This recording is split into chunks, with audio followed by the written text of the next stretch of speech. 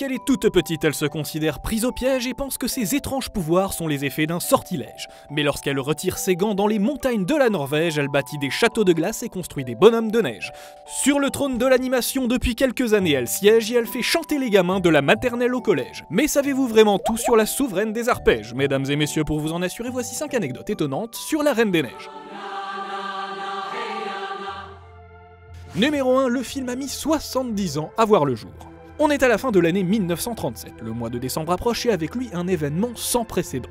Walt Disney s'apprête à révolutionner le monde du divertissement en sortant sur grand écran son tout premier long métrage d'animation Blanche-Neige et les 7 nains, et il a déjà plein d'autres projets en tête pour la suite. L'un des plus ambitieux qui ne verra finalement jamais le jour, en tout cas pas de la manière dont Disney l'imaginait, est un film centré sur le célèbre conteur Hans Christian Andersen. L'idée en gros est de réaliser un film en live-action racontant la vie de l'auteur et entrecoupé de séquences animées reprenant ses contes les plus célèbres. Par exemple, Le Vilain Petit Canard, auquel Disney avait déjà consacré un court-métrage oscarisé en 1931, La Petite Fille aux Allumettes, que le réalisateur du Roi Lion adaptera en 2005, Le Petit Soldat de Plomb, qui deviendra plus tard un segment de Fantasia 2000, La Petite Sirène, dont on connaît tous le destin au sein des studios Disney, et enfin, La Reine des Neiges. Un conte écrit par Andersen 100 ans plus tôt et qui va poser pas mal de problèmes à Walt Disney, notamment concernant son personnage éponyme. La Reine des Neiges elle-même, qui à l'époque n'a absolument rien à voir avec Elsa puisqu'elle est la méchante du conte. Une femme mystérieuse, inaccessible et maléfique que Disney a bien du mal à adapter à son public. Pour couronner le tout, la Seconde Guerre mondiale éclate et Walt décide donc tout simplement d'abandonner le projet Andersen.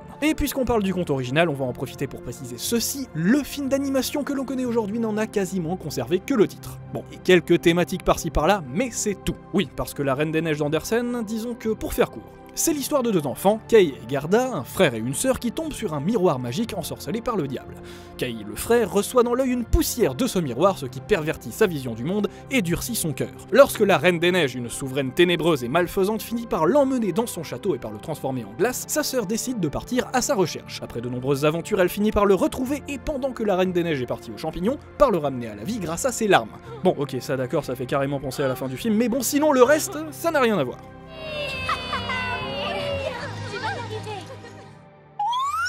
Numéro 2, à l'origine, Anna et Elsa n'étaient pas sœurs. Environ 70 ans après la tentative ratée de Walt, les studios Disney décident de retenter le coup et de décongeler le projet Reine des Neiges. D'abord dans les années 2000, puis au début des années 2010, après le succès retentissant de Réponse qui confirme un nouvel engouement du public pour les princesses, la magie et les contes de fées.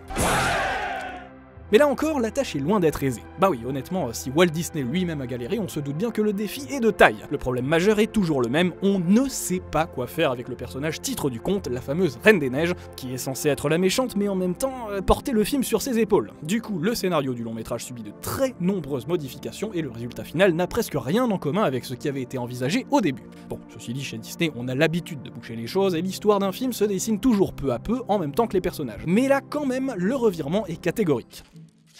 C'est bizarre. Dans l'une des premières versions, donc, ainsi que le producteur Peter Del Vecco le confiera plus tard en interview à Entertainment Weekly, les deux héroïnes du film, Anna et Elsa, ne sont pas sœurs, et aucune d'entre elles n'est de lignée royale. Anna est simplement décrite comme une jeune fille au cœur pur, vivant dans un monde dont une prophétie a prédit la destruction par un souverain au cœur glacé. Au début du film, tout le monde pense que ce souverain, c'est Elsa, puisque dans le conte original, cette dernière est une femme jalouse et malveillante qui s'est autoproclamée Reine des Neiges, incapable d'aimer à nouveau après avoir laissé son cœur se geler le jour où son fiancé l'a abandonné.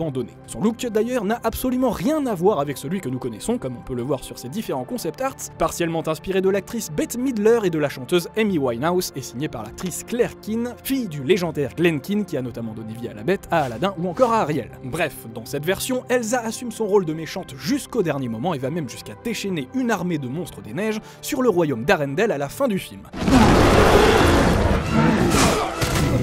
C'est là qu'intervient le prince Hans, qui déclenche une terrible avalanche pour la contrer et qui met lui-même le royaume en danger, se révélant ainsi comme étant le véritable souverain au cœur de glace de la prophétie, jusqu'à ce qu'Elsa n'utilise ses pouvoirs pour l'arrêter, repassant ainsi du côté clair de la force. Alors d'accord, c'est carrément un autre film, on est d'accord, mais franchement ça tient plutôt pas mal la route. À un petit détail près, impossible pour le public d'éprouver de l'empathie pour Elsa alors qu'elle a joué les méchantes tout au long du film. Alors que faire ?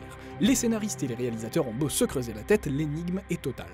Jusqu'à ce qu'un beau jour, Robert Lopez et Kristen Anderson Lopez, le couple de paroliers chargés de composer les chansons du film, ne leur fassent parvenir une toute nouvelle mélodie. Numéro 3, Libéré, délivré a complètement changé le film.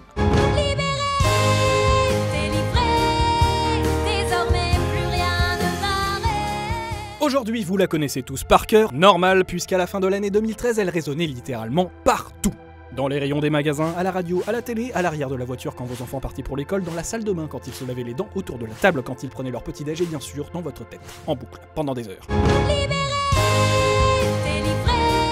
Eh bien sachez que si Anna et Elsa sont sœurs aujourd'hui, si la Reine des Neiges n'est pas restée une souveraine maléfique, c'est grâce à cette chanson.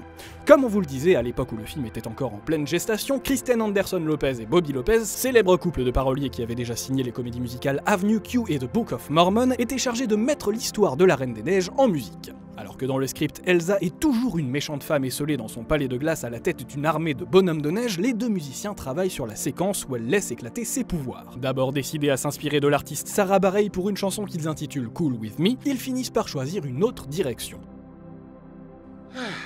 Merci. À ce moment, le personnage d'Elsa est un grand point d'interrogation dans la tête des scénaristes. Doit-elle rester la méchante ou doit-on lui confier un rôle totalement différent ? Quoi qu'il en soit, Kristen et Bobby planchent déjà sur une toute nouvelle chanson qui est censée évoquer la libération, la découverte de ses propres pouvoirs et le poids des secrets dont on se débarrasse. Le titre, ils l'ont déjà, Let It Go. La mélodie et les paroles, c'est au cours d'une petite promenade à Prospect Park, un jardin public de New York, qui les découvre.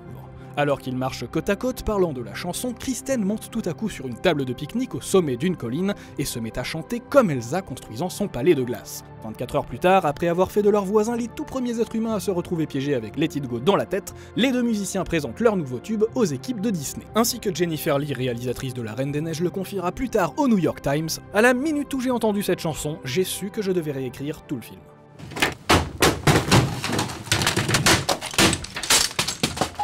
Numéro 4, c'est le plus grand succès de l'histoire de l'animation. Novembre 2013, la sortie de La Reine des Neiges approche, le scénario a été totalement remanié à la suite de Let It Go, Anna et Elsa ne sont plus deux antagonistes représentant le bien et le mal, mais bien deux sœurs représentant l'amour et la peur. Elsa n'est plus une méchante, mais une héroïne riche et complexe, et la chanson de Kristen et Bobby est devenue le point culminant de tout le film. Chacun sait que le 53e long métrage des studios Enchantés a plus d'un atout dans sa manche, mais qui se doute véritablement que La Reine des Neiges est sur le point de marquer une nouvelle date dans l'histoire de l'animation, et d'enraciner pour de bon les studios Disney dans un nouvel âge d'or. Un nouveau sommet vertigineux dans les montagnes russes de leur légende. J'avais jamais vu autant de glace. Parce que oui, de 1937 à aujourd'hui, l'histoire le montre bien, Disney, ce n'est rien d'autre qu'une succession de périodes bénies entrecoupées de disettes. D'abord le tout premier âge d'or, celui des débuts de Blanche-Neige, Bambi et Pinocchio enrayés par la Seconde Guerre mondiale, puis celui des années 50 avec Peter Pan, Alice, Cendrillon et le Livre de la Jungle, suivi par une longue période de doute après la mort de Walt Disney, et puis celui des années 90, l'inespéré, l'incroyable porté par Aladdin, Le Roi Lion et la Belle et la Bête, avant que ne débarque l'animation en images de synthèse, un nouvel outil que Disney aura mis une décennie entière à absorber dans son ADN, si puissamment marqué par la magie de l'animation traditionnelle. Au début des années 2010, les studios aux grandes oreilles sortent donc d'une période pour le moins compliquée. Les années 2000 se sont plutôt distinguées comme une période de vache maigre, tant du point de vue critique que commercial, mais peu à peu, à mesure que les magiciens du studio apprennent à dompter le fauve du CGI tout en l'incorporant à leur identité, sans chercher à imiter la concurrence mais en faisant du Disney, le bourgeon d'un tout nouvel âge d'or commence à éclore. Comme à chaque fois, c'est avec une princesse Disney que la magie opère. Dans 5 minutes, princesse. Un nouveau mini-quiz pour savoir quelle princesse de Disney êtes-vous commence dans 5 minutes. Ok, merci. Après Blanche-Neige en 1937, Cendrillon en 1951, Ariel en 1988, c'est donc au tour de Réponse en 2010 de relancer la machine. À sa sortie, le succès est au rendez-vous et offre un vrai boulevard aux deux prochaines princesses attendues sur les écrans 3 ans plus tard, Anna et Elsa, qui transforment l'essai de manière spectaculaire. Pour le dire très simplement, avec ses 1,276 milliards de dollars de recettes au box-office mondial, La Reine des Neiges devient non seulement le plus grand succès de Disney, mais aussi de l'animation tout court. Si la première de ces deux couronnes lui a depuis été ravie par Le Roi Lion version 2019, elle conserve encore fièrement la deuxième. À moins qu'on ne considère ce même Roi Lion comme un film d'animation à part entière, étant donné qu'à part pour le plan d'intro, il a exclusivement été réalisé par ordinateur. Bref, ça c'est un autre débat. Autre précision importante quant à l'aspect historique de La Reine des Neiges, il s'agit également du tout premier film d'animation Disney réalisé par une femme, Jennifer Lee, qui avait déjà travaillé sur Les Mondes de Ralph et qui épaule donc Chris Buck à la réalisation de La Reine des Neiges, avant de devenir plus récemment la directrice artistique des Walt Disney Studios à la place de John Lasseter, carrément. Numéro 5, on peut visiter le palais d'Elsa au Canada, ou presque.